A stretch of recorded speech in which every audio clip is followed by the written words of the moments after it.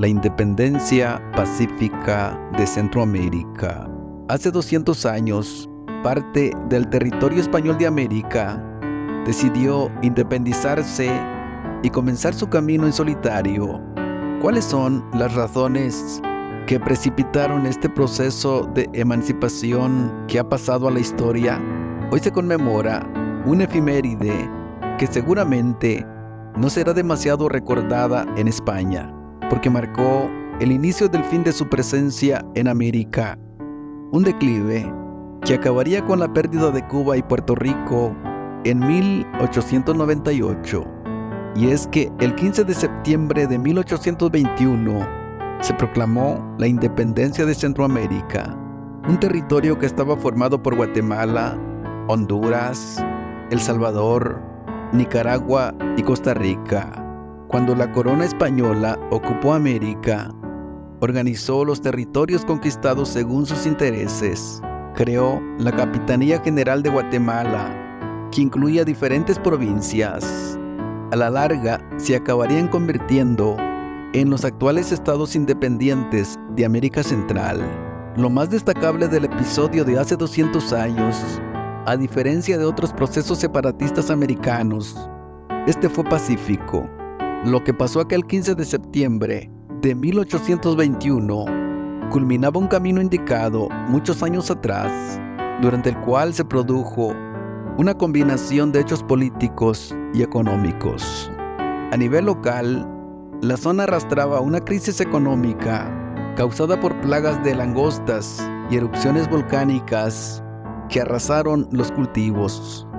Este provocó un descenso de los recursos, un aumento de los precios y, en consecuencia, una gran parte de la población comenzó a sufrir hambre.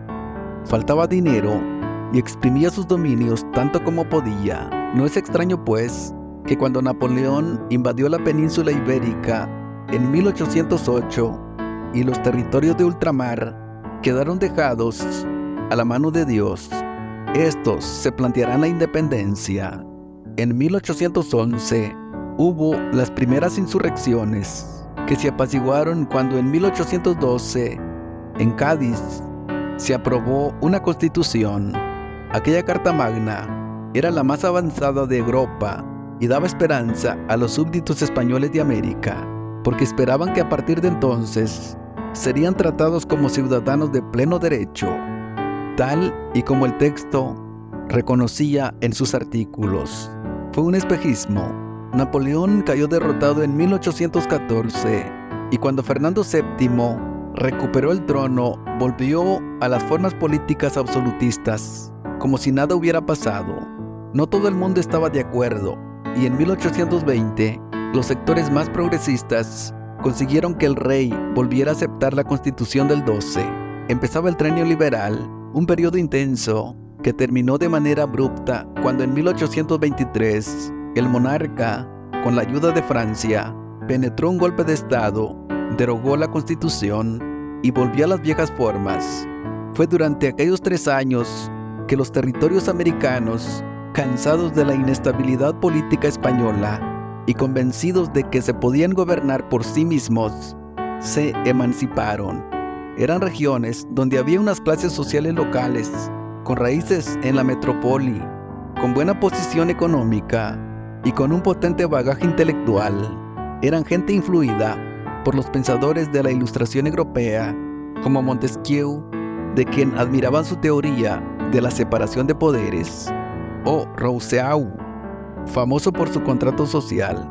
Además, eran perfectamente conscientes de que el 4 de julio de 1776, las colonias americanas del Imperio Británico se habían separado de Londres para crear los Estados Unidos de América. De hecho, lo que se vivió en Guatemala en 1821 fue muy similar. Representantes políticos, militares, eclesiásticos y sociales firmaron una declaración de independencia. Inicialmente se integraron al Imperio de México, creado pocos meses antes, pero cuando en 1823 se disolvió, se organizaron por su cuenta, fundando la República Federal de Centroamérica. Los conflictos internos, sin embargo, acabaron provocando su disolución en 1839 y aparecieron los estados actuales. Durante todo ese tiempo, la corona española no quiso reconocer la independencia de sus viejos dominios y pasaron muchas décadas antes de que se normalizaran las relaciones entre Madrid y sus antiguas colonias. No es exagerado decir que hasta el llamado desastre de 1898, España no empezó a asumir que ya no era el imperio que había sido. La doctrina Monroe. Estas repúblicas nunca encontraron la estabilidad necesaria para desarrollarse con plenitud. Por un lado estaba la presión española, que no las aceptaba, y por otro, los Estados Unidos comenzaron a aplicar la doctrina Monroe, según la cual América era su área de influencia y, por tanto, debían controlar el continente según sus propios intereses. Esta es una breve historia de la independencia pacífica de Centroamérica. Gracias a Dios, Centroamérica es independiente, libre y soberano, y sobre todo para adorar al Dios verdadero y predicar el Evangelio.